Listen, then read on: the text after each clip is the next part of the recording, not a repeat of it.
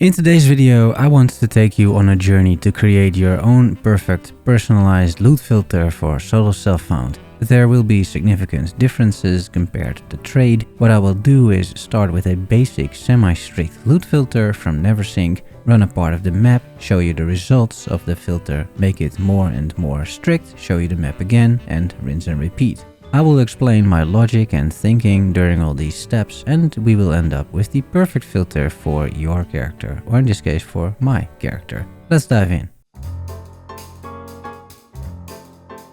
Setting up a base filter is pretty easy. You go to filterblade.xyz, you choose PoE2, and you log in with your Path of Exile account. Once you do that, the website looks like this. I already have one filter, but we will make a new one. Click Create New Filter. You can choose a strictness, we're going with semi-strict, and you can choose a style, I'm going dark mode. And then all we have to do is save the filter to your account. Go to PoE, give the filter a name, click auto load so that every time you open the website it loads this specific loot filter, and on the quick save option say sync, so every time you use the quick save feature the filter gets automatically synced to your account. That makes updating the filter super easy, barely an inconvenience. And that's it. Now you have a basic filter. So what happens when I play a juiced tier 15 map, do a breach on my minion Infernalist using this filter?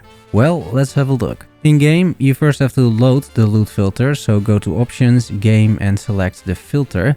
Offline filters are gray, online filters, so the one that we just synced to our account, are blue. The filter is now loaded successfully as the game states. So here's a juiced level 80 breach. Don't mind the visual artifacts going on, it's all good, my PC isn't melting or smelling funny at all. And once the mayhem is over, this is what we end up with. It's a lot, right? Too much for my endgame necromancer, so let's open up the filter and start from the top, because we're hitting already a bunch of different categories here.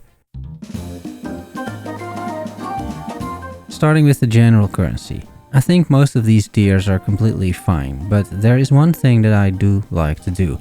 I want to split the shards from the transmutation and augmentation orbs, so I'm creating a new rule. I'm naming it supplies, shards. I'm editing the name of the existing rule to only magic crafting, and then I'm dragging the 3 shards to the shards rule. Now they're separate rules, making it easier to turn them on and off. I have around 2000 augmentation and transmutation orbs at this point, so for now I'm good on those. I'm hiding them as a result, but in solo self-found, alchemy and artificer's orbs are scarce, so I would like to see those shards. We can quick save, and already this screen is a little bit less cluttered once we load the loot filter again.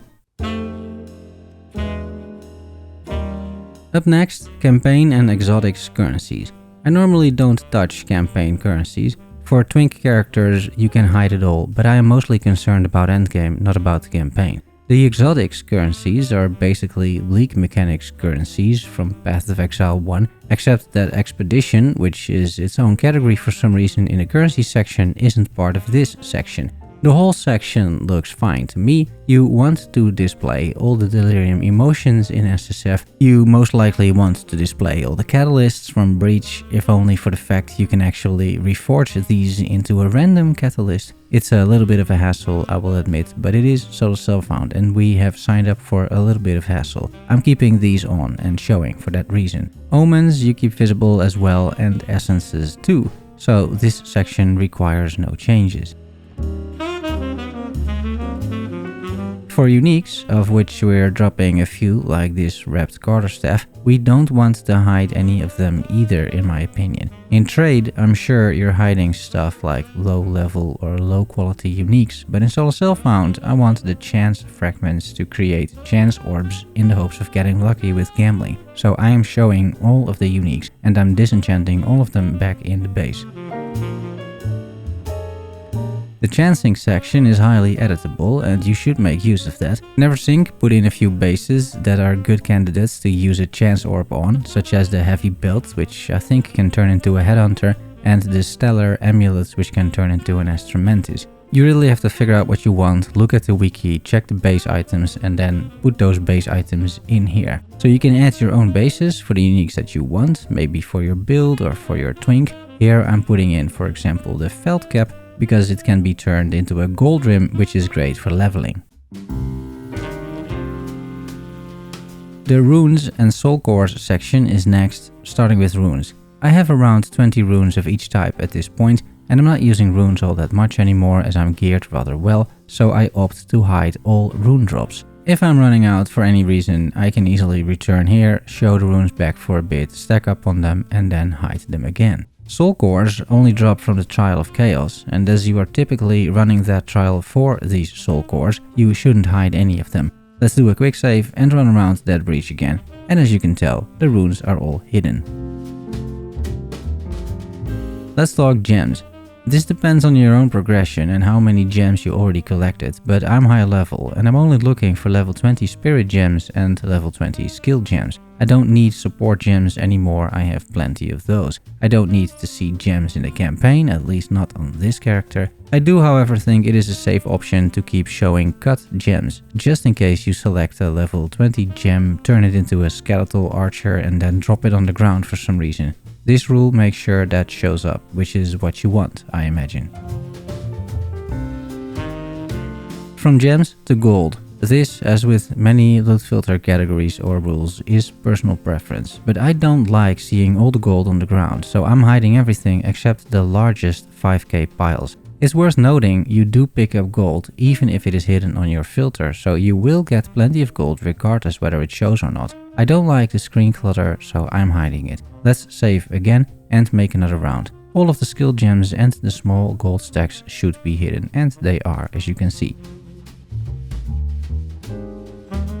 There's one more category under the basics, highlight specific bases, which lets you, highlight specific bases.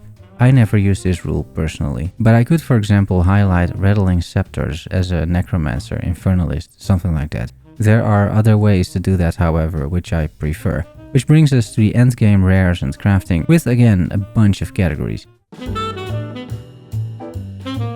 The hide armor classes and weapon types category is super useful because I'm playing an infernalist with energy shield gear and there's no reason for me to see any other drops than that. This category is exactly designed to do that.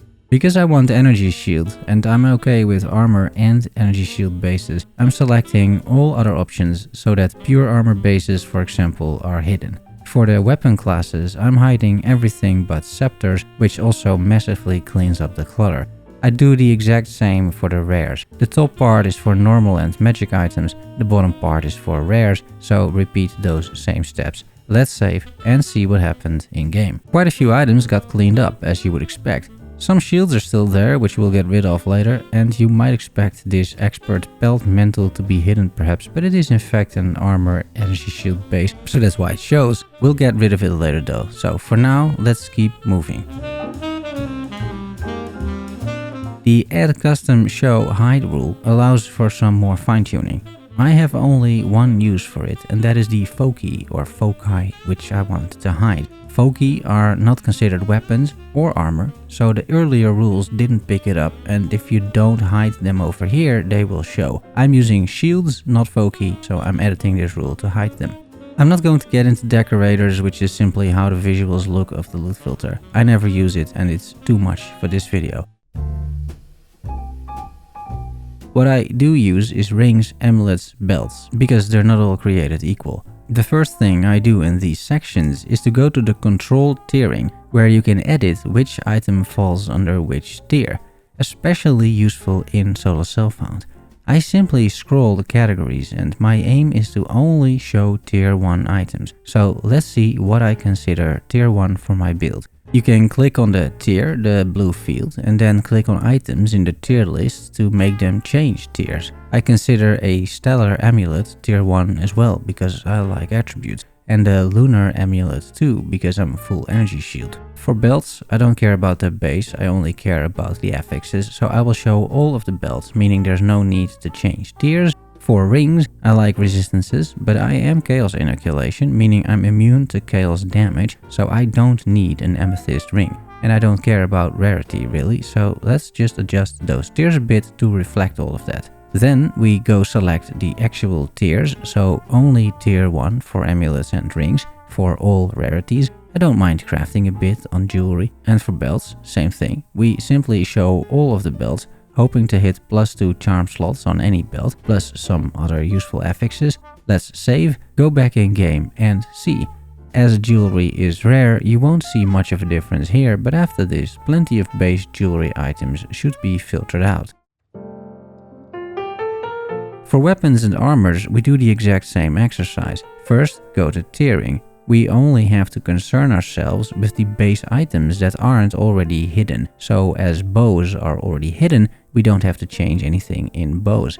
That leaves us with the items that we want to see for energy shield bases and for armor energy shield bases or hybrids. I typically select just the armor types and work from there. So starting with body armor, I only wanted to show the expert, shaman, mental because of the spirit implicit. You see me hiding all other armor energy shield hybrid bases for gear because it's just not good on my character. I want only energy shield except that one base. I will add a few extra items to the tier 1 such as boots and gloves because I think the small differences in energy shield doesn't matter that much on boots and I care much more about movement speed there. So I wanted to give myself a good chance of getting good boots, meaning I'm showing more pieces or more bases for tier 1. After you're done, hide everything in the rules above that isn't tier 1 and you're all set. We save and run around Breach once more. Quite some items have disappeared, which again is great. The exotic bases are currently only Breach rings.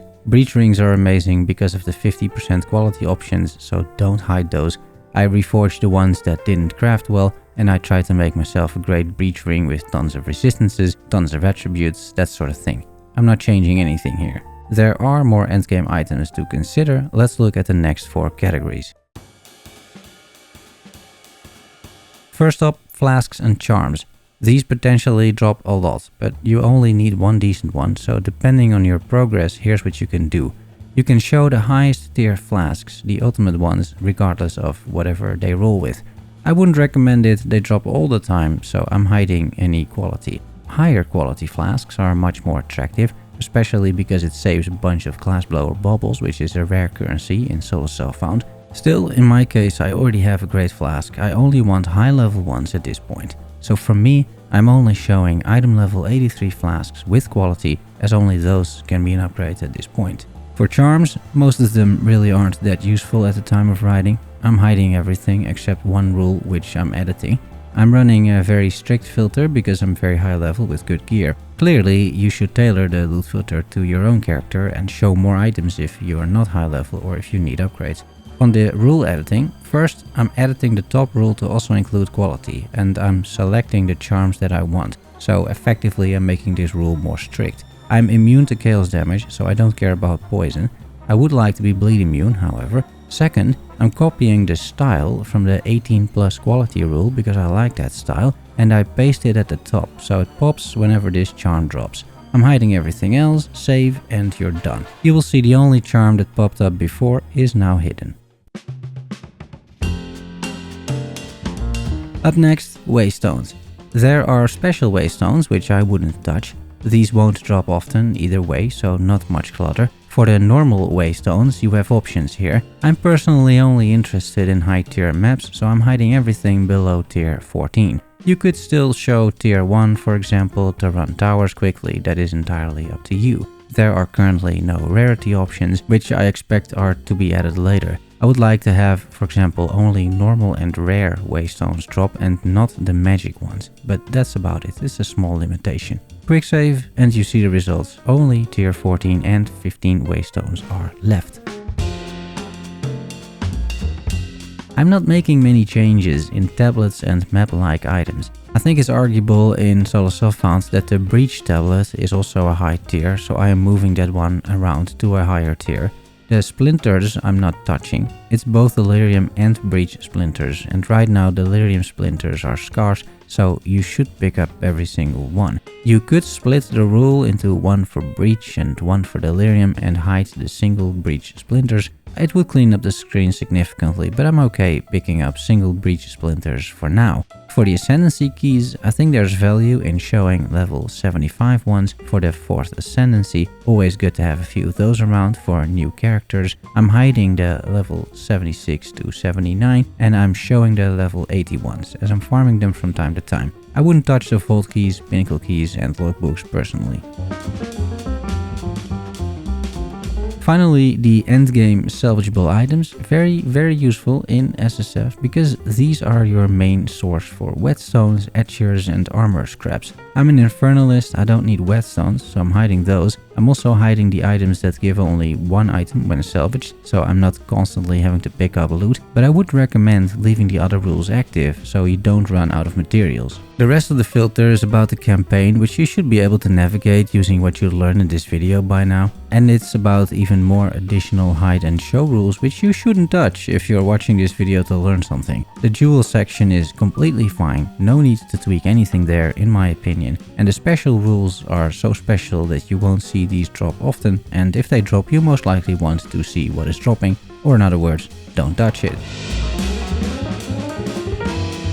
So let me complete this map, pick up all the loot and quickly explain what I do with it, so the loot filter makes even more sense. At the end, I use most of the things we discussed. I salvage a few items for materials, I disenchant uniques for chance orbs, I do magic crafting on decent bases and get nothing, of course. I delete a heavy belt using a chance orb, and the rest goes into the dump tab to be sorted out later on a rainy Sunday afternoon. And that's it, that's how I quickly make my filter. Hopefully you learned a thing or two. I hope you had a good time watching this video as well. Let me know what you think. Any suggestions are more than welcome guys. Subscribe and like for more PoE SSF content. Thanks for watching and making it to the end. Love you all, see you soon, bye bye.